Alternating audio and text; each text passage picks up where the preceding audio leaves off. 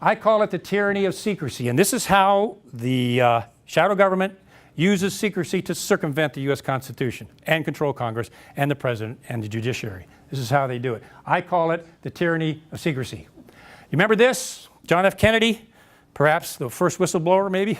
I don't know, you call him that. The very word secrecy is repugnant in a free and open society. I cannot agree with that more, having seen what I've seen. And he goes on, and there is a very grave danger that an announced need for increased security will be seized upon by those anxious to expand its meaning to the very limits of official censorship and concealment, which is what we are seeing today, living. And he said this, I will splinter the CIA into 1,000 pieces and scatter it to the winds, because they'd lied to him, provided false information, the Bay of Pigs operation and others, things he was not told about. He and Bobby had access to mafia files where the CIA was working directly with the mafia, and they were about to bust, he and Bobby were about to bust the CIA's connection to the mafia. And the CIA was not very happy with him. Alan Dulles was the director at the time that Kennedy was doing these things, made this threat. Kennedy was assassinated, and they put Alan Dulles in charge of the Warren Commission investigation of the assassination, putting the fox in charge of the hen house. Where did this all start in terms of government power of secrecy? We have people from the Waycross area. The state secrets privilege, remember I mentioned that? Complete impunity to shut down any case against the shadow government, CIA, NSA, started here. Waycross, Georgia, not too far from here. And there is the actual site where this occurred, and I always encourage people to visit it because it's very heart-wrenching to go there. An Air Force B-29 1948 bomber crashed in Waycross, Georgia. The widows, there were 4 RCA engineers on board that were killed in the crash that drove the plane right into a farm, nose first into the ground. Huge Superfortress bomber. The RCA engineers were killed. Their widows went to the Air Force, as any widow would, and demanded to know how their husbands died, what killed them, and how did my husband die? Well, the Air Force told them the usual excuse, well, we can't tell you how your husbands died because it's classified. Now, whenever you hear this from now on, when the government says it can't tell you because it's classified, be suspicious. Well, we can't tell you that because the details of the crash are classified.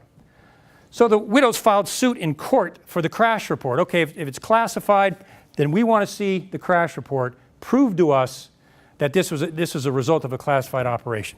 So what the government did with impunity was this. They created the state secrets privilege, created it out of thin air, and the judiciary approved it. So using the state secrets privilege, they shut the widow's case down, sealed all the evidence in court, even from Congress, where it's sealed forever and can never be seen again. And that is where the state secrets privilege was created. Turns out, Judith Lothar, was the daughter of one of the RCA engineers killed in the crash. I interviewed, she's in my book. It's a pretty stirring interview. She was denied information as to how her dad was killed in the accident, and she says herself how heartbroken she was that her own government would do this to her. And she gave me an interview, and it's pretty concerning, heartbreaking. So Judith went out and did some searching, and she found, what a heroine, however you want to put it, she found the crash report on the internet, and it was unclassified completely. She found, there it was. The Air Force had mistakenly put the crash report out on the internet, and there it is. It was, I'll show it to you, and there it is. There's the actual crash report from the internet. Nothing in this document is classified at all. As a matter of fact, it shows gross negligence. Where the pilots overcompensated, an engine went out, they overcompensated.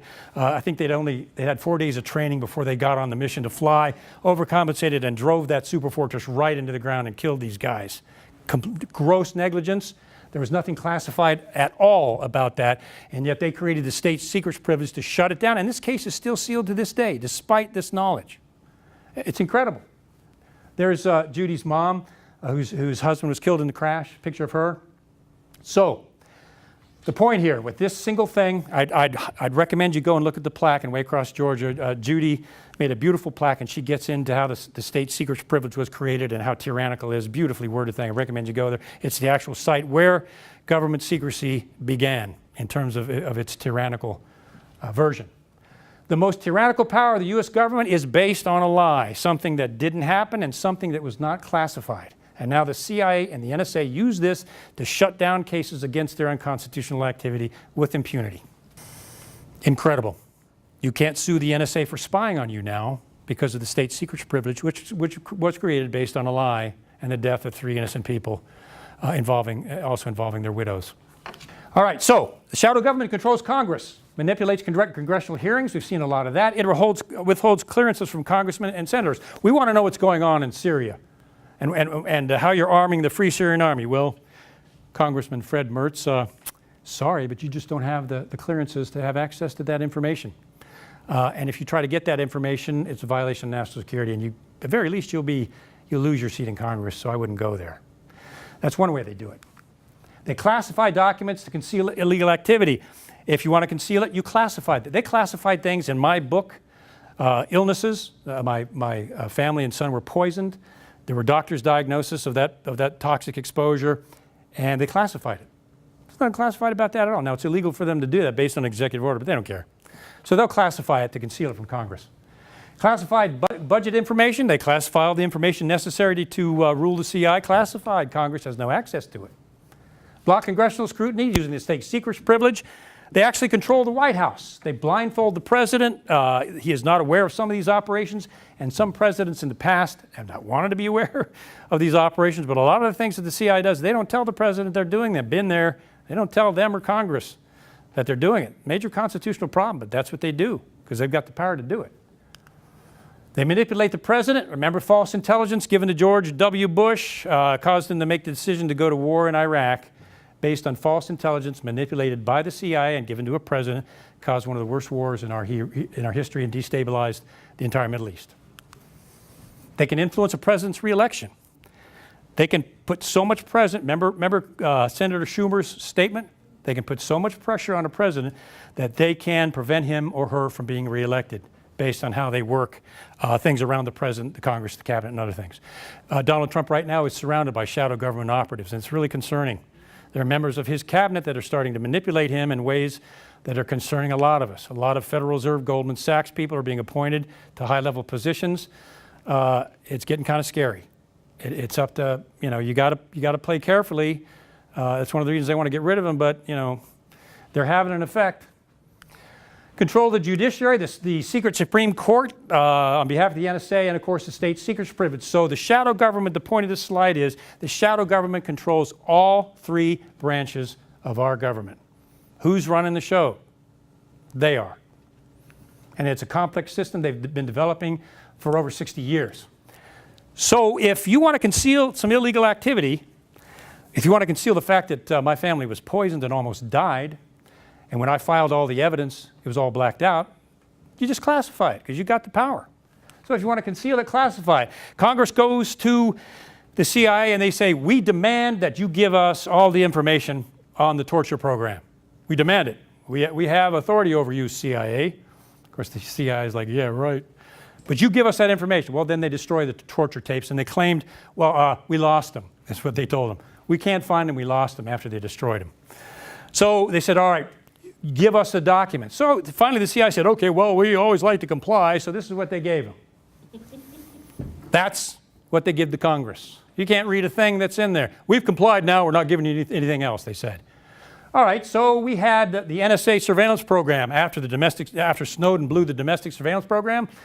Congress went and said, okay, NSA, we demand you give us the information on the NSA surveillance program. We're Congress, we're your bosses, you give that to us. And after some resistance, one invocation of the state secrets privilege, they finally said, okay, we'll comply, and this is what they gave him. Can you read anything in this document? No. And they actually can have the power to stand on this. So Congress can do nothing about it. They have to, this is what they received. They have no idea what they're doing. Legally, there's nothing they can do to get this information. All right, so let's go on. Fast and Furious. You ran guns across the border into Mexico, which were used to kill civilians and at least one federal agent. We demand that you give us information on Fast and Furious. We're the Congress.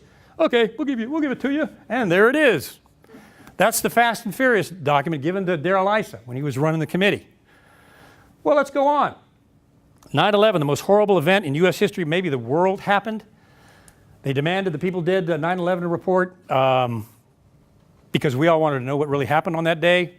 So They gave it to them except for 28 pages, and there's the 28 pages. Hey, they complied. Those 28 pages are still blacked out. A couple of congressmen have come out and said, look, I can't tell you exactly what's in there because they'll go to jail, but I can tell you it probably involves Saudi Arabia's intelligence. And you can extrapolate that on to our connection with them, and I don't know how you can go. But that's what they got. That's how they do it. That's how the shadow government works. They actually control Congress by doing this, and no one can stop them. That's the chilling thing. No one can stop them from doing this. That's how the shadow government operates. That's its power. Now, in my case, I found an assassination vulnerability within the CIA where foreign agents at just about any one of our embassies could identify our covert agents, their identity, and assassinate them potentially. That's an investigation I did. I was threatened to drop it.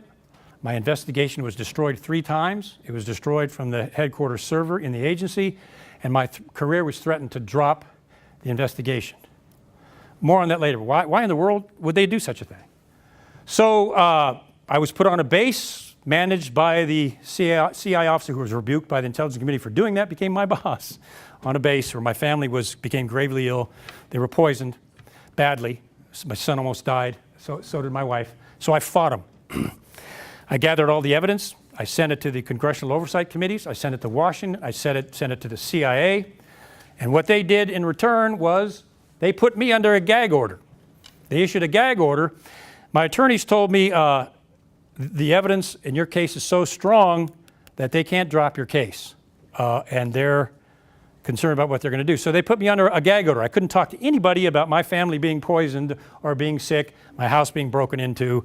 We were bugged, we were followed because they didn't want this getting out that this had happened. So they put me on a gag order, and they refused to let me see the gag order for 2 years. They told me it's too sensitive. Well, then what am I gagged by? Well, we can't tell you. It's too sensitive for even you to see what you're gagged by. We fought this for 2 years. After 2 years, remember the examples I just gave you? Okay, all right, we'll give you the gag order. And this is what it looked like. Do I still know what I'm gagged by? No. You know what you would call this? They sealed my case. Sealed it so not even Congressman Frank Wolf, my Congress, could have access to all of the evidence and information. Sealed it permanently. State secrets privilege. Sealed it so no one could ever have access again. A family being poisoned, followed, house broken into. Mountains of evidence. Case of entrapment. What they were trying to do is get me to say something that violated the gag order. I didn't even know what I was gagged by, aka like John Carricow, and then take me out of the picture because I was starting to blow the whistle. See how corrupt this stuff gets? It's that bad. It's actually worse. So what was my defining moment? I was a decorated CIA officer. The CIA was my life. I had awards, medals. I traveled overseas. I did a lot of things, that some guys dream about. I mean, I loved the agency. Until the higher I got up in the ranks, the more I started seeing how corrupt this beast was. And then you have a decision to make. Why would the CIA cover up the assassination vulnerability of its agents overseas? Why would the CIA not want to protect their agents in foreign countries from being killed? Why would they cover that up? Why would they threaten me and destroy the documents and then target me later on this base and my family is exposed to poisons? Why? The people are still asking that today. Why would they do that? Unless maybe there's some people out there that if they want to take out a CIA officer or a chief of station that they don't like, well, there's a way that they can do that, perhaps. It's the only theory that I've heard that is a possibility, but they did that. I was threatened. Documents that I wrote, I had a 15-page investigation, all detailed, right down to the IP address level, right down to every way you could get in and identify our agents and their assets, if you could imagine. All the documents were destroyed. So I had a decision to make. And just personally, after a lot of thought, a lot of prayer, I decided I could not let my fellow officers' safety be at such extensive risk out there. I mean, how can you do that? So by simple providence, I came across a senior official outside the CIA who found out about my investigation. I got a call on the secure line one day. Kevin, this is Jim so-and-so. I read your investigation. I want you over at Main State, 7th floor immediately. I'm like, sure, okay. So I went over there and he said, we read your stuff and we think you're onto something here. do not tell your bosses or the CIA anything about this. We're going to go out and we're going to do a global investigation. Take a few months. You'll probably get a call from us in a few months. You just lay low. So I went outside the CIA to a senior decorated government official, who was a God and Patriot type, one of the good types, awesome guy. 3 months later, I get a call on the secure line. And the funny part is I just talked to a good friend of mine on the secure line. And we were talking. He goes, listen, I got to go. Someone's coming in my office. I said, okay, so I'll call you back in 5 minutes. So I hung up the phone. 5 minutes later, the phone rings, and I think it's my friend. So I pick it up, and I said, Pizza Hut. And it was Jim C. He's like, Kevin, this is Jim C. over at Maine State. I was like, another Homer Simpson. Sorry, sir, I thought you were my buddy. But anyway, he goes, come over here immediately. So I went over, and they sat me down, and they pulled out their investigation. They said, it's worse than even you thought. The foreign nationals, foreign intelligence officers, assassins, whatever, can go into just about any embassy in the world, identify our covert agents, and once they identify them, then they're basically theirs. Huge, massive vulnerability that your agency covered up. We're going to have a meeting in 3 days. The agency has ordered to be there. Will you come also? Well, yes, sir, of course. So I went to this big meeting, a big conference room, top level of state, 3 senior state officers, the CIA officer in charge of the cover-up sitting at one end, 2 of the state guys at the other end, Jim so-and-so here, and me across the table. Department of State officially proceeds to officially rebuke the CIA for putting the lives of its agents at risk overseas for over 10 years. Told them they should be ashamed of themselves, and they were going to publish these findings and what the CIA did to the entire intelligence community, which they did. So the entire intelligence community knew what the CIA did. Me? I got a laser dot. This is my boss sitting at the end of the table, who wound up becoming the chief of the base where we were poisoned. What a coincidence. That's how that played out. It was a serious vulnerability. He was placed in charge. I had a laser dot on my back. Even an FBI agent I was working with on this base, good one too, we were doing an investigation. She took me aside, said, close the door. I said, yeah. She goes, you're being set up. And I said, you think so? She goes, oh yeah, no, you're being set up by your own agency. Just being nice to me, just what she'd seen. And I was. So even the FBI was seeing it. So what was my defining moment? My family was seriously ill from toxic exposure. The house is infested with this black mold. We found a mustard gas shell percolating up out of the yard.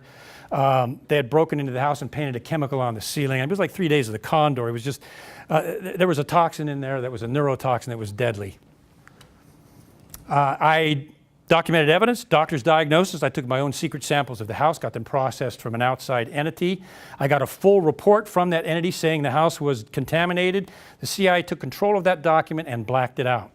And the guy that produced that document, I think it was 6 months later, was shot in the head. Coincidence? The cops never solved the case, and they said it was probably unrelated, was the quote. So who knows? Who knows? House was broken into. They painted a chemical on the ceiling. We were bugged. We were followed. The security guards, who become friends of mine, gave me affidavits that they were ordered to destroy any information on the house. They were ordered to destroy the records of the break into the house, and everything else they were ordered to destroy by the heads of the base. And they were good folks. They signed those affidavits for our court case. That's one of the ways we got them all the way to court. Then they came to me and they said, you know that settlement that we made with you? We're not going to abide by it. Matter of fact, we're going to give you a fraction of that. And if you don't take that, we're going to invoke the state secrets privilege, and we're going to shut down all the information of the case and evidence of your family being poisoned. And no one will ever see it again. We got you, what they said. Like the FBI agent told me the last conversation we had, she said, well, I guess they messed with the wrong man this time. Because I said, oh, no, you don't. No, you don't. I'll take this. I'm taking this all the way. You want to lock me up? I mean, my sweetheart wife back there experienced this. Go ahead. And for a couple of months, I stood there just waiting for them to come. Because I had written a book called From the Company of Shadows, and I put a code in there that exposed that the family was poisoned and it was covered up by the state secrets privilege illegally. Gross violation of law and the Constitution. Congressman Frank Wolf, tremendous guy, tried to get evidence of our case 7 times, and the agency just blew him off and said, sorry, you got no access to this. You have got no right to even ever access this. Sorry, it never saw it. A good man, he really tried. So I witnessed at several levels the CIA's unbridled use of secrecy. I mean, I was a decorated officer. I was a loyalist, and I started, every time I thought they wouldn't do something, they did it. Every time I thought they wouldn't abuse this privilege any further, they did, to a gross extent, to the extent that our agents' lives were at risk in the field. And with impunity, they were doing this. So I made the decision to fight. And I have to tell you, just me personally, I believe in a higher authority. And that's kind of what empowered me to stand. I'm answerable to a high authority and where my faith is, and I'm not afraid of the CIA. I'm not, my soul is not in their hands. Let's put it that way. And that's what enabled me to have the strength and the courage to stand up, and that's why I did. And for the sake of my family, I couldn't let them do that. Just couldn't do it. I had to keep going. So I wrote a book, and they blacked the whole. It's amazing. They let me publish things. They put me right next to an assassin in the field. A well-known international assassin. They put me right next to him and then left me hanging out in the open without even putting me under any sort of protection, maybe hoping the guy would take me. I don't know, but we went to dinner a lot, and the guy started liking me. I actually got this in the book, and we started becoming friends. So I sent some stuff back to headquarters saying, hey, so-and-so's like, he's here. I'm standing there teaching how to shoot firearms, except for the fact that the guy was so good. I was like, my gosh, you just hit a bottle at 80 yards with a Glock. Who are you? But apparently the guy liked me, so he didn't kill me. And headquarters came back and said, that's an international assassin. What are you doing next to him? I said, you put me next to him, you morons. So you just drop it anyway. Things like that begin to happen. But that I got in the book. The vulnerability to our agents and the ability to find out their identities, I got in the book from the company of shadows, but they blacked out the fact that my family was poisoned. Simple doctor's diagnosis and environmental studies, blacked out. It's a violation of Executive Order 1233, I think it is. Reagan issued it, where the CIA cannot black out information if it's simply embarrassing to the agency or reveals illegal activity. They did it with impunity. Think they're going to get away with it. I don't think they did. So I came out in public, and now this is why I do what I do. And since I have people coming up to me now, whistleblowers. I'm friends with William Binney, John Kiriakou, who they put in prison for 2 years for making a mistake. Kirk Wiebe, whose house is raided by the FBI for the NSA Domestic Surveillance Program. There are heroes out there that believe in the Constitution above their own personal safety, and more are coming. God willing, we'll get even more than that. Why is no one speaking out?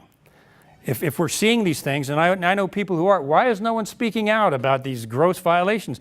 Why are there no whistleblowers? This is the first reason Dane asked me to come and speak, because this is my specialty.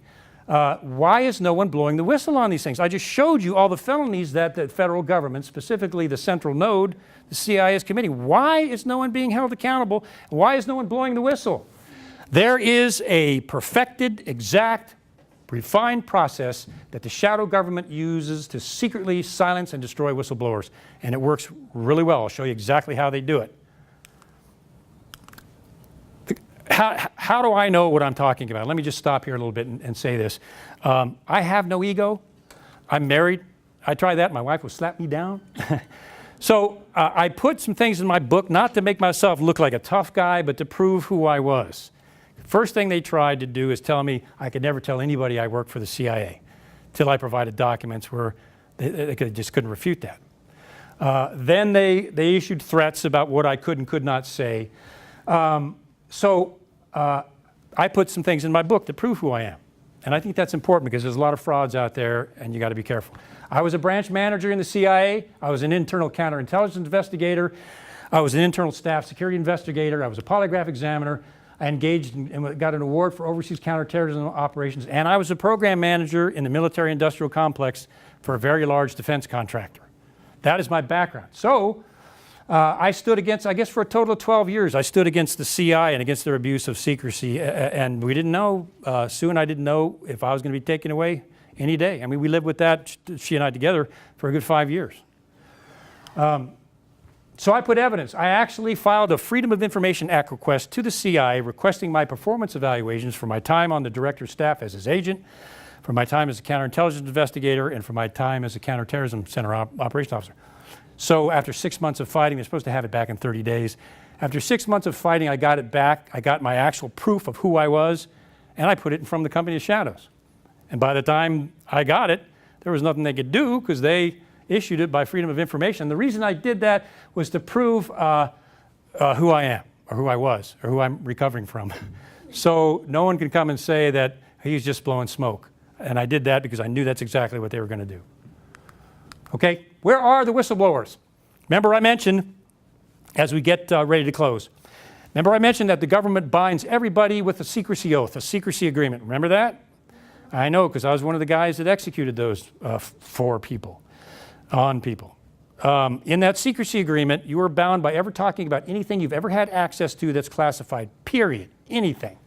You mention that, you leak that, you face administrative action, termination, prison, in some cases even worse. Do you think anybody's going to take that risk? Your average person? No, most don't. Some do. Some go past that.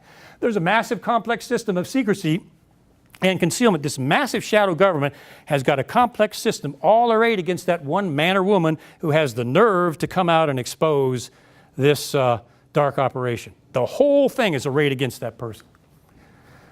I mentioned when we signed up for the intelligence community with an intelligence job, we waived our right to constitutional trial. We didn't even know it. Nobody knows it. They don't tell us that when we sign up.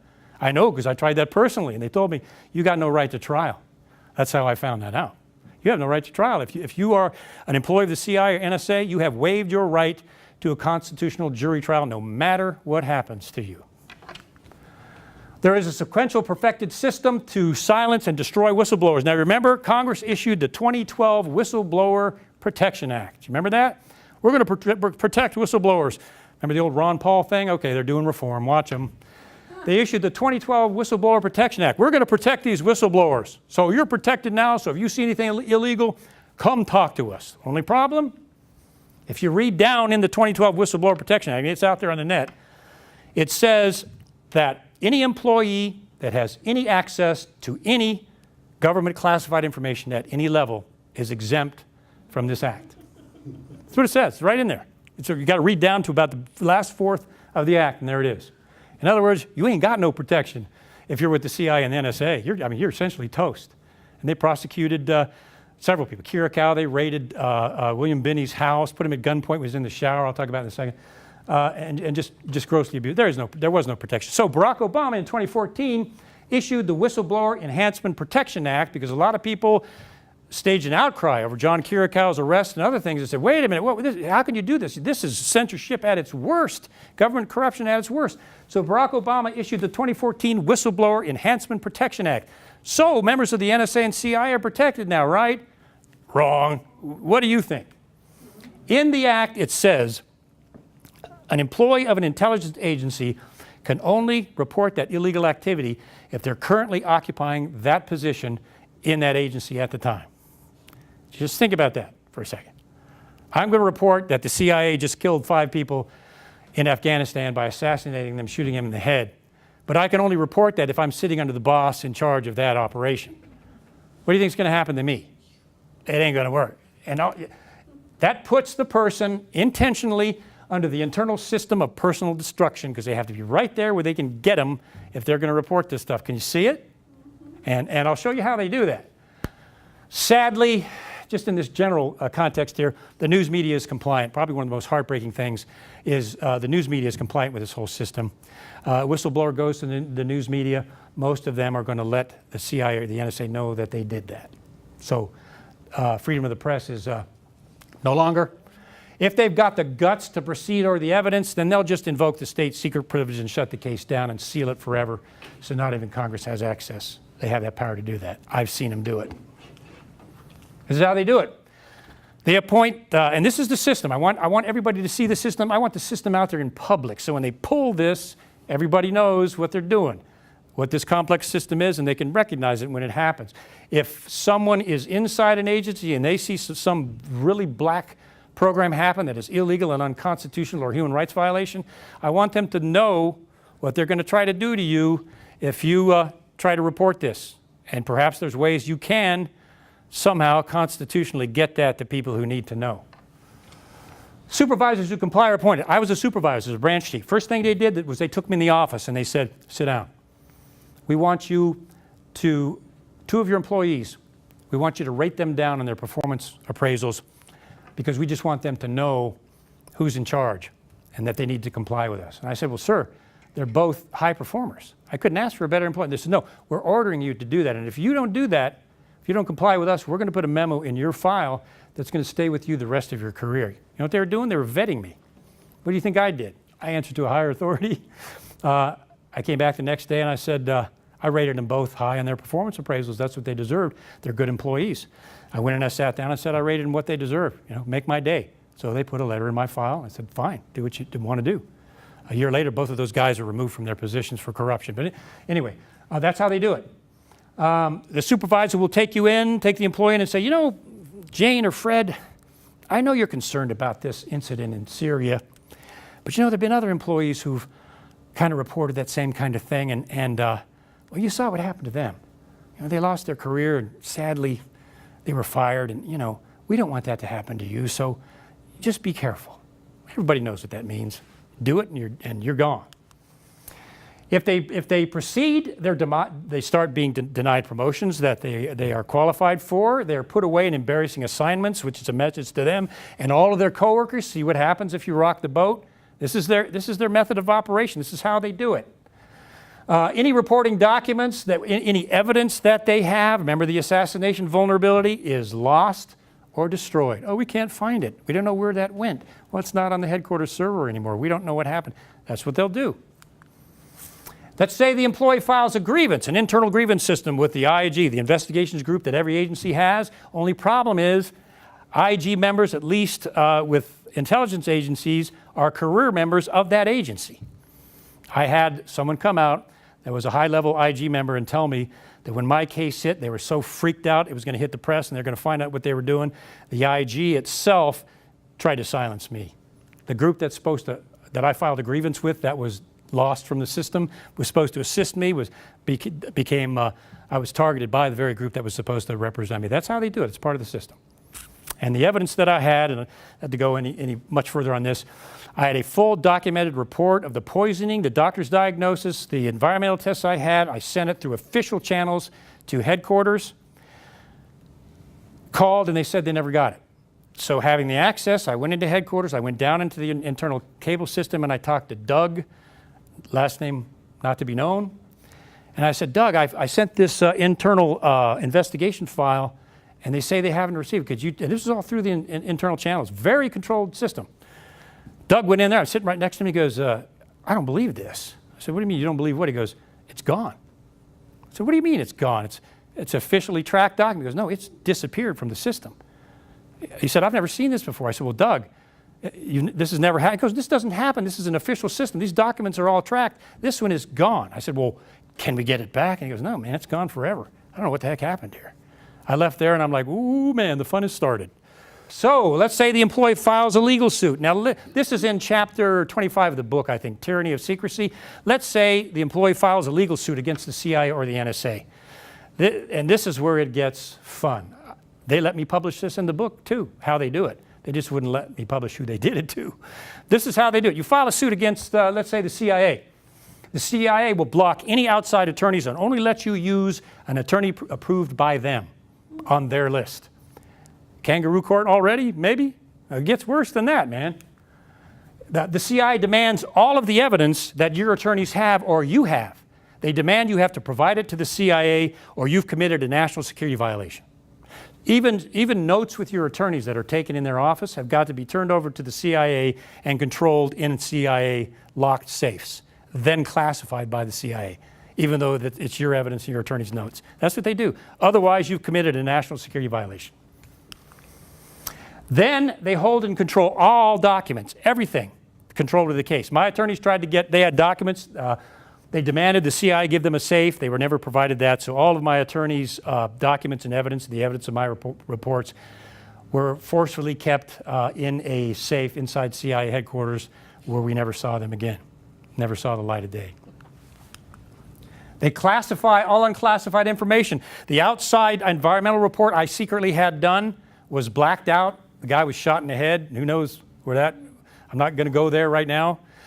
They took that document, classified it, blacked it out, and retained it in headquarters so no one could see it. It was now a controlled document. So they classify unclassified information. They intentionally drag the case out for years. They got a staff of 10 CI attorneys that are getting paid 8 hours a day no matter what they do, and you. So they can stretch, and they do, they'll stretch that case out for 8 to 10 years while you pay your attorney by the hour and drain you financially. About halfway through the process, if you last that long, you're bankrupt. And they know that. Their attorneys get paid a salary every day for 4 years. They have nothing to lose. No problem. And if your case is strong and you got them, the judge told my attorneys, I think Mr. Shipp has them over a barrel. See, I was them. I caught them with a break-in. I had tapes of them breaking in. I had affidavits from the guards of them destroying documents. Man, I was 2 steps ahead of them every single time they pulled this because I was trained by them. I was 2 steps ahead, and we had them. We had them. So all they have to do is invoke the state secrets privilege, and then they can take all the hard evidence and seal it, and it's over. It's gone. Not even congressmen and your senators have access to it. And if you talk about your case, the poisoning or anything else, if you talk about your case to anyone, you can go to prison for violating that. Or, in my case, my wife and kids, my 17-year-old son could go to prison for talking about the fact that he almost died because he was poisoned. If you can imagine that. Now, kind of a defining moment for a dad, huh? Excuse me, you just don't do that in America, man. You just don't. They blocked their congressman. They threatened everybody with prison. Most people stop right there. You're drained, destroyed, you're shot. Usually, and they know this, that's how they've developed this system. You're done. You're bankrupt. You're worn out.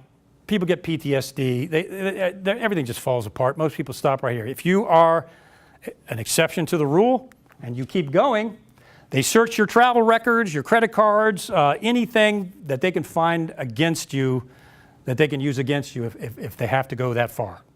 Try to find any mistake you've made in your 17, 18, 19, 20-year career. When you travel with the CIA and you're out in some foreign country and you're throwing money around, if they want to find something, they'll find it.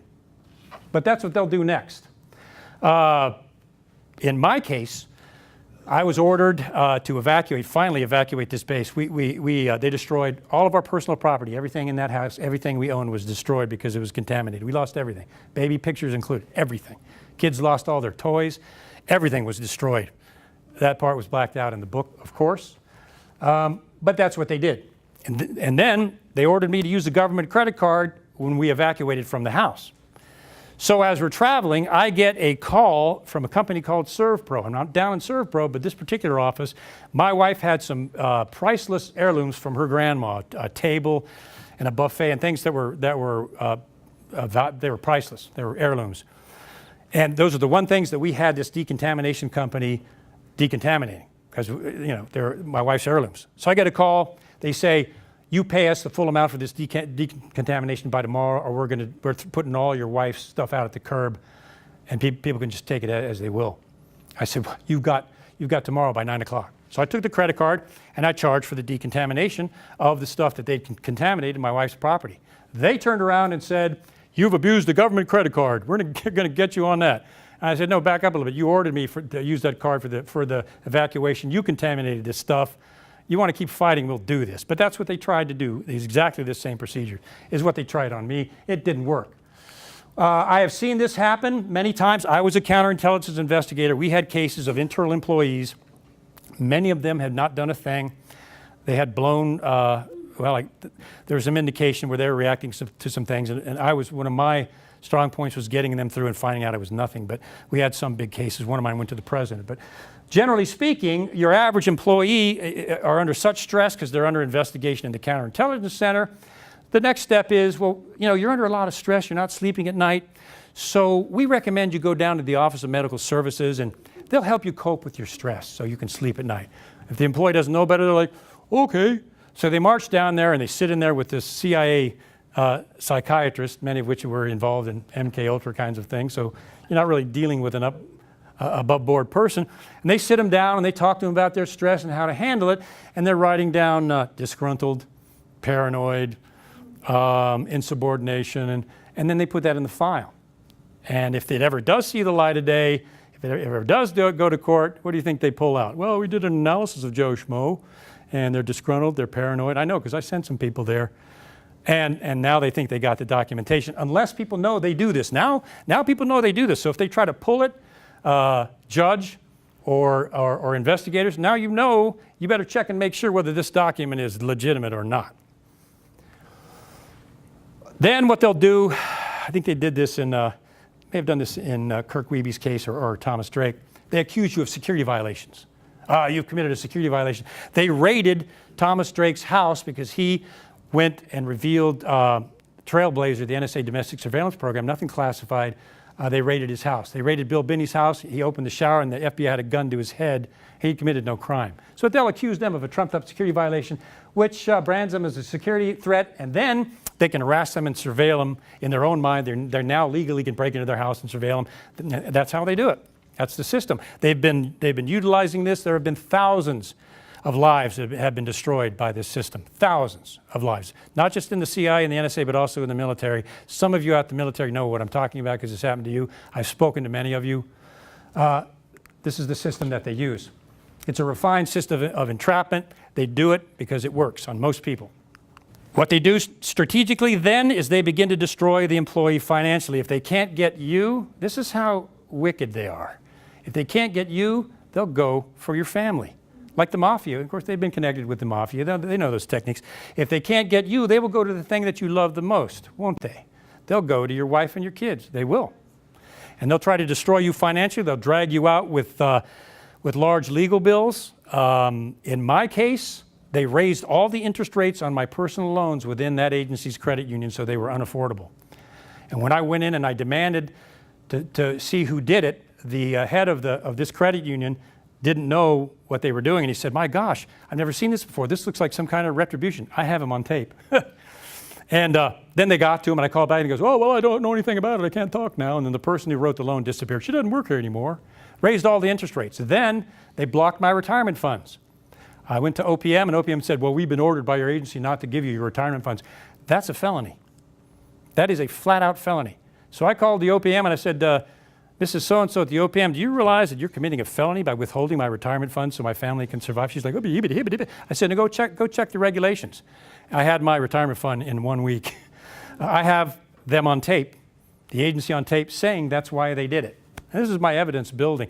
That's what they'll do. They'll go that far so that your family will not have enough money to survive. They will destroy your family if they have to shut you up. Again, this is a shadow government. It goes all the way back, blood on the roots, blood on the fruit. They'll drive the employee and their family into financial ruin. Most times the employee is done and they retreat, they're broken, they're sick, they're bankrupt, and it's over for them. And they know that. The psychiatrists know that. They're well versed and educated, and they've used this multiple times. They know usually it works. The person is broken. I've seen a case like that. The employee was so devastated, they went out in the woods and killed themselves. And what do you have there? Strategy of silence is complete. They've committed the ultimate crime. The person's dead. No more problem for the agency anymore. It's done. Shattered, ruined. Remember this case? They've committed the perfect crime. Remember Gary Webb, who exposed the CIA's drug running down in South America? Gary Webb, they got to his editors at the press, who fired him from his investigation, ordered him to stop it, put him on a embarrassing assignment, I think out in Las Vegas or something like that, and then Gary was found in a hotel room with 2 bullets in the head, an alleged suicide. I don't know how you shoot yourself twice in the head to kill you, but anyway, no more investigation into CIA drug running in Central America. Gary was dead. And have you seen the movie on Gary Webb? I recommend you see that because you will see this entire process followed letter by letter because it's a perfected system. These 3 guys, I know them all. Good guys, every single one of them. William Binney, I'd recommend you go to listen to some of his talks about what the NSA is doing today. He was a high-level NSA senior manager at the top of the ranks, and he came out and blew the whistle on the NSA domestic surveillance program and Trailblazer, which had lost $7 million at that point. He was taking a shower one night. The shower curtain flew open. There's an FBI SWAT team in his house, and he's got a gun at his head. They raided his entire house. Then there is Thomas Drake. Thomas Drake was an NSA whistleblower. He went through the system. He reported it to his managers that this was a problem. This is surveilling American citizens, had lost $7 million.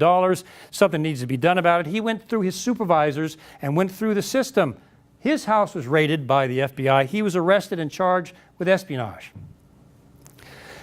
They fought it in court, and it was winnowed down to a misdemeanor charge, and Thomas Drake is out. But Thomas Drake has lost his career now, completely.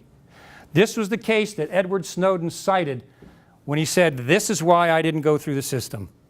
This is why I left the U.S.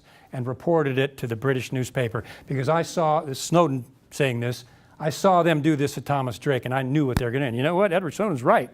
That's exactly what they would have done, or worse. Kirk Wiebe, another friend of mine, exposed to the NSA surveillance along with Bill Binney. His house was raided by the FBI, by an FBI SWAT team. Did nothing wrong, committed no crime whatsoever, nothing. And they raided his house. John Kiriakou, spoke with him recently, another friend, a hero, exposed the CIA torture program. And they were just waiting for him because he was going on camera in the news media and talking about the fact that the CIA was torturing people. So they were just waiting. This is why I have to be careful with everything I say. They were just waiting for him to make one mistake. And he gave a business card to somebody. Turns out the name on that business card was a person who was a covert agent at some time in the past. And they nailed him, arrested him, sentenced him to 30 months in jail, and he spent 2 years in prison. He got out a year ago. You'll see, John, go out on the net and watch any of these guys' interviews. I'd encourage you to do it. These guys are heroes. And each one of them is one of a kind. And they're some of America's best, in my opinion. This is the first time tonight, as I'm wrapping up, that I have ever told this part of the story, either in the book that I wrote in print or in an interview. Because I want people to understand that there's a personal side to these things. When you're going through this kind of tyranny, no, you're not a Superman or super person or superwoman. They put you through a torturous set of circumstances and events. They're trying to destroy you and your family. They raised the interest rates on my loans. They blocked my retirement funds, forced our house into foreclosure because we had no money to pay the mortgage. That'll get you. They blocked my employment with any contractors related to the CIA. I had friends, supervisors, that knew of my awards and medals, and they were ordered not to hire me and when they were trying to get me into work for them. They blackballed my employment with these guys trying to destroy me financially. This is what happened to me personally. I continued to stand by faith, frankly. We had huge legal expenses, extensive medical bills from the family's illnesses, thousands and thousands and thousands of dollars in medical bills. We lost everything we owned. All of our material possessions were in the house that was contaminated, and it was all destroyed, taken away, and burned. And we literally came back to Washington with nothing but the shirt on our back. I went to several meetings. I had a 15-page detailed report with evidence, doctor's diagnosis, environmental studies, the whole shebang that was lost several times. And then they found it one day from the lithosphere and brought me in for an interrogation. Now, interrogating a former interrogator, that's always interesting. And spent several hours trying to get me to recant the evidence that I had in my memo, or else. And I refused. At that point, you know, I was kind of like the lamb at a gyro feast. You're committed, you know. I mean, I wasn't going to stop. So I said respectfully, no, that's evidence in this case, and you're going to keep it in there. So I was taken to a meeting with my attorney inside the Office of General Counsel, where I demanded to see this grievance that I had written in the evidence, and they claimed, well, we don't have it. What do you mean you don't have it? We lost it, they said. My two attorneys had never seen the beast before. They're sitting there, their eyes all wide, and I said, you go get that, or I'm coming in your office and I'm going to find it for you. So they come back in and they present me a one-page document handwritten in blue ink, claiming to be my grievance, which is a 15-page typed document that I had written. And at that point I said, it's over, we're leaving. Went back to my office. I was met with 3 CI officers who tried to get me to sign a statement saying I'd engaged in insubordination. And I respectfully refused and said, this battle is just beginning, you guys. Like the FBI said, you messed with the wrong person. I took them to court after that. There was another house break-in, and it just kept going. Then they issued the threat of, well, we've got you misusing a government credit card for paying for the decontamination of the stuff that we poisoned and contaminated. And I said, nice try, but, you know, make my day. I'd lost my career. I lost all of my retirement completely. My job outside was blocked at this phase because I hadn't stopped. I hadn't given up yet. I was going. I was still going. All the evidence was sealed so no one could see it, not even my congressman. I was threatened with prison if I talked about my case or the poisonings to anyone. Under the state secret's privilege, I was going to jail. My wife will tell you for several years, we waited for that event every single night, not knowing if it was going to happen or not. I was ready to go, ready and willing. I mean, this is the Constitution we're talking about. This is my country. This is my democracy we're talking about. I don't care what you do. You're not getting away with this. Lost my family. My wife could not recover. She was very sick neurologically. She couldn't get out of bed. She was bleeding through her gums, bruising all over. Could you imagine being the wife and having a powerful agency like this break into your house, poison your children, paint chemicals on the ceiling, and then tell you you're going to prison if you talk about it to anyone? Ruined our marriage. I mean, bless her heart, no woman should have to go through that. But that happened. Couldn't take it anymore. My children were having nightmares for years after this. Nice people, aren't they, at these levels? No, they're wicked. I had coworkers cheering me on. Oh, man, everybody in there hates them. I mean, we call it the paranoia palace. They're telling me, man, go get him, Kevin. We're with you. We're with you. Well, when I came out and stood, crickets. They all disappeared back in the woodwork to the land of the cowardly. And I understood, okay, I understand, you know, doing this sort of thing is rare. I wrote my book. They blacked out everything relating to the illnesses and the poisonings, but they left the vulnerability to our agents and the other stuff that I never thought I'd get through. They left it in there. I think they were making kind of a deal. We'll let you publish this stuff, but don't ever talk about this, ever. And we still kind of have this. I have a lot of programs I worked on, and in a lot of different parts of the shadow government. And I'm not talking about that. I'm an honorable man. There's no reason for me ever to talk about it in my lifespan. But we have kind of an agreement going. I'll get up and talk about this stuff, and we'll just leave that other stuff aside. And we've got kind of a mutual agreement here. Just, you know, don't go there. Blacked out those parts in the book, and they thought they had finished me off. The only thing that kept me going, frankly, was my faith and my belief in freedom, that this country should be a free country, and there should no agency, no shadow government should have this kind of power in a constitutional government. I can't tell. That's what drove me, is the outrage and the tyranny of this. It's got to be stopped. So they were wrong. They hadn't finished me off. I answer to a high authority, and that's always their worst nightmare, I think. I wound up in Jacksonville, Florida, with absolutely nothing. Everything I'd loved had been taken away from me. Book had been blacked out, the first one, completely blacked out. I sat down in Jacksonville just with nothing left. Then I met an angel. I met a woman named Sue who helped me through a lot of this.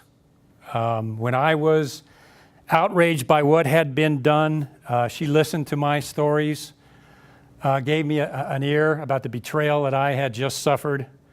When people were parked outside our house, she was there standing strong with me. When I had third parties logging onto my computer, when I was writing the book, she stood by me then. When I wrote From the Company of Shadows and built the code into the book about what they had done and what they'd covered up, there's a code in there that unlocks the blackouts. She stood with me there. Days I drank too much, she was there patiently with me, just helping me through it. Days when we thought for 4 years that I was going to be arrested any night, she stayed with me through the whole time. And that's my wife, Sue, in the back. So there are angels out there. Thank God for them, if you just don't give up. This is a segment from the book From the Company of Shadows. Now, what I did was I built codes all through the book, and they missed them all. This is one of them. This is a picture. This is what the book, blackouts, identities, and case facts are hidden in secret. That's the actual text. There is nothing classified here. It is a term, a family term. Let's just put it that way. There's nothing classified at all. Blackouts, identities, and case facts are hidden in secret. They don't want anybody to know that the shadow government does and has hurt families, because that's basically all they're just saying there is families. I won't say the exact words, but to the effect of families. This is the actual shadow of the young 17-year-old man that was poisoned so bad the doctor said it looked like he'd been exposed to a burst of radiation. And the agency blacked that out in the book, that doctor's diagnosis. This is his actual shadow. And as you can tell, all these themes blend into the title of the book. The title usually comes after the book is written, and that's how this happened. That's the actual shadow. So I built a code from the Company of Shadows. I decided, not my Constitution, you don't. Go ahead, make my day. We'll just take this all the way and see how far you're going to go with this. So I built a code into the book that reveals who this person is and reveals how they were poisoned, who was poisoned, and how it was done. And it's a numerical code that's woven through the text. It's in the back of the book. They know I did it. It's gone to there was a press release. It went to the desk of the director. They know full well that I put a code in that book. They also know that what they blacked out was illegal. So we have kind of a mutual agreement here. And I put it in front of the Company of Shadows. This is one of the chapters about the poisonings and the doctor's diagnosis. And the report, issued a report. They blacked out what the report was by the guy that was shot. They blacked out that. They blacked out his report. They blacked out the results of his report of the toxic exposure. But that's one of the actual chapters in the book. These are accounts of the break into our house, the chemicals that were painted on the ceiling, the fact that we were followed and the guards attested to that fact, the doctor's diagnosis and evidence records. That's what this is. Blacked out. Nothing classified, nothing as a source and method. Everything reveals illegal activity and a gross cover-up. All of it. It's a dirty job, as they say. Somebody's got to do it. So, in closing, there's got to be CIA reform. It is a must. Humbly as I know it, I may be the first CIA officer. They call you a CIA agent, but that's a misnomer. You're a CIA officer. You're kind of an officer similar to the military grade. You're a CIA officer. If you're a CIA agent, you've been recruited by the CIA to spy against your government. So CIA agent is a misnomer. CIA officer is someone who's reached those ranks. Anyway, intelligence analysis is necessary. Truman's original goal of an intelligence analysis outfit that provides objective intelligence to the president to make decisions is a good thing. That was Truman's original intent. Yes, we need something like that. Something like that should be developed again. The National Security Act of 1947 needs to be rescinded. That gives the CIA the power to conduct undefined covert operations needs to be rescinded. That power needs to be taken away from the CIA now. There's been too many gross violations, too much abuse of secrecy, too much control of the U.S. government for this to continue any longer. And I think, the public is starting to demand that the CIA be dismantled, the National Security Act be rescinded, and an actual intelligence agency be recreated in the form that it was originally intended.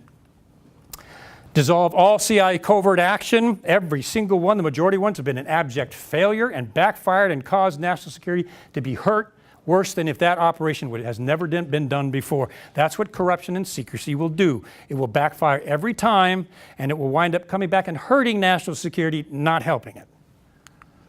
Restructure the U.S. intelligence apparatus and take away its power of secrecy.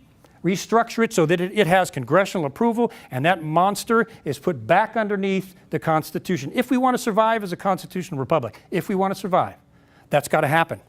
If it doesn't happen, it's over for us. Full disclosure to the American people of what this is doing. Full disclosure of the tax revenue budget, because it's coming out of our pockets. If you're going to use tax money, at least through our congressmen that we've elected, we need to know where that tax money is going. And we need to know exactly, shadow government, what you're spending this money on, because it's the American people's money and it's our tax dollars, and we demand that you tell us what you're spending it on. No more secret budgets. No more corruption with our tax dollars. An impartial committee to monitor the use of government secrecy. We need a government secrecy oversight committee staffed by officials elected by the American people. No more abuse of government secrecy. It is the new tyrannical power. It's the new tyranny of our age, is secrecy. And there needs to be a council appointed by the people that oversees the use or abuse of government secrecy, puts that back under the Constitution. Remember that the shadow government hates the light. Just like cockroaches, the shadow government hates exposure. That's why we got this Donald Trump thunderstorm thing going on. The shadow government, like a cockroach, hates light. What does it say? Sunlight is the best antiseptic. Shadow government hates being exposed. It'll do anything to stop it, and I mean anything. In my case, they almost did anything to stop it. There needs to be a grassroots civil movement across America. We need to establish thousands of groups united around the Constitution. Constitution groups that are both Democratic and Republican coming together under the Constitution and stopping this monster. If you love your country, you're a Democrat or Republican or independent, you need to come together under the Constitution and stop this because your country is going, and it's going fast. That's what's at stake. We need to cause a social media storm. We need to get impartial news and information groups out there with credible journalists that are publishing this stuff over the internet to the American people and beyond with credible, accurate information that's going around the bought and paid for news media so that people are informed, cause a social media storm. We have that, at least for now. Get this out there, educate people as to what's going on. And when people it takes one person to lead a movement, and then other people, 1, 2, 3, 4, 5 people, then other people will follow. Somebody's just got to take the first step. And then you get out on the social media, you start accurately, incredibly putting this stuff out, you cause a social media storm. Fire them all. Congressmen and senators who are now statesmen and are no longer following the Constitution, who are lying to us, spending our money on things we have not authorized them to do, and are not fulfilling their constitutional responsibility, the Congress and the Senate, fire them all. And elect new people, congressmen and senators, that are constitutionalists at every level, federal and state, but specifically federal. It's time to do some house cleaning. It's past time. Demand total intelligence agency reform. Demand it and do not let that go. Demand it. We the people are still here, at least physically. So demand it. We have to demand it. We have to push it. We must never forget, this is government by the people. Remember that thing called the Constitution? This is governed by the people. It's not the other way around. Although they forced it into being that way, it's not the other way around. The Congress and Senate are your representatives. They work for you. They serve you. Now, that's not what they're doing, but constitutionally, that's what they're supposed to do under the law, under constitutional law. Constitutional government serves the people. We don't serve the government. It's not our master. The government is our master. The Founding Fathers were brilliant. They were studies of history. They knew that's the only way it was going to work. It was a brilliant, brilliant piece of work. But they did a lot of study of history and past governments before they wrote the Declaration of Independence and the Constitution. A lot of study went behind that. Government violation of the Constitution are what? Felonies. Okay? Our government, the shadow government, has committed multiple felonies. You have to remember that. They've broken the law at the highest levels. They're doing this secretly using our tax dollars. They're picking this money out of our back pocket to do these things without our knowledge. And the weapon of tyranny is always fear. From communism to fascism, all the way down to the tyranny of secrecy, the weapon of the shadow government is fear. They want us to fear them. They want us to fear what they can do to us if we talk about them. They want us to fear what they can do to us if we try to stand up and expose what they're doing. They want us to just leave them alone, be afraid of them. You talk to anybody on the street, I really don't want to know what the CIA is doing. Just let them do what they want to do. I just don't want to go there. Exactly. The weapon of tyranny is fear. All down through history, that's always been the case. So do not fear the shadow government. Once you fear, whatever that entity is, controls you. If you don't fear, you're free. I always like to wrap my talks up with this famous quote attributed to Thomas Jefferson because it's so true. When people fear their government, there is tyranny. But the reverse is true. When the government fears the people, there is liberty. They need to fear us. They need to see us getting up at times like this and saying, oh, no, you don't. Oh, no, you don't. We the people are not going to put up with this. And guess what? Now we have the guts and we have the courage to stand up against you because we don't fear you anymore. Then they got a problem. All the way down through history, movements have started just like this when people stop fearing tyranny and their government. So that's all I have for tonight. Thanks for being patient. Please remember this. This is going to be in 2 parts available on fortheloveoffreedom.net, I think is the website that we're putting up. Take this message, please, and just spread it around and stand up with me and the rest of us that are doing this humbly before the Constitution. Stand up, and together as the American people, we can do it. So anyway, thanks you all. Thanks for coming. Wake up.